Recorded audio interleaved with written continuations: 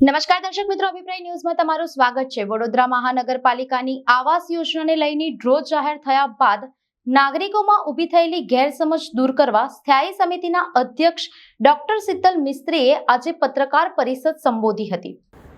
વીએમસીની આવાસ યોજનાના ડ્રો બાદ લાભાર્થીઓમાં થયેલી ગેરસમજને ધ્યાનમાં રાખીને આજે વડોદરા મહાનગરપાલિકાની સ્થાયી સમિતિના અધ્યક્ષ ડોક્ટર શીતલ મિસ્ત્રીએ એફોર્ડેબલ હાઉસિંગ વિભાગના અધિકારીઓ સાથે આવાસો બની રહ્યા છે તે સ્થળોની મુલાકાત લીધી હતી।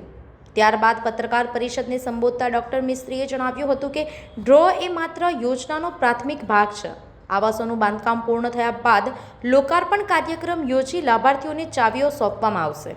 કાયદાકીય અને વહીવટી પ્રક્રિયાના કારણે થોડી મોડાસ થઈ છે, પરંતુ લાભાર્થીઓના હિતમાં અને નાગરિકોના પૈસા બચી રહે તે દિશામાં યોગ્ય નિર્ણય લેવામાં આવ્યા છે તેવી પણ માહિતી તેઓએ આપી હતી। પોતાના પરિવારના ઉત્કર્ષ માટે વાપરે, નહીં કે ભાડે ચડાવી કે કોઈ પણ પ્રકારની ઇલીગલ પ્રવૃત્તિ કરી અને જેવી રીતે તમારા હક છે એવી તમારી ફરજો છે।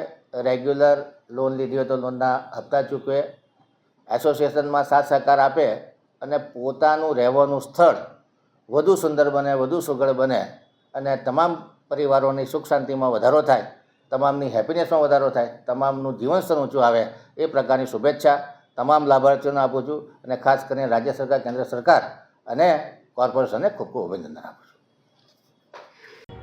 સંવાદદાતા સાથે અભિપ્રાય ન્યૂઝ, વડોદરા। આવા જ વધુ સમાચારો જોવા માટે સબસ્ક્રાઇબ કરો અમારી યુટ્યુબ ચેનલને અને જોડાયેલા રહો ફેસબુક, ઇન્સ્ટાગ્રામ અને ટ્વિટર પર।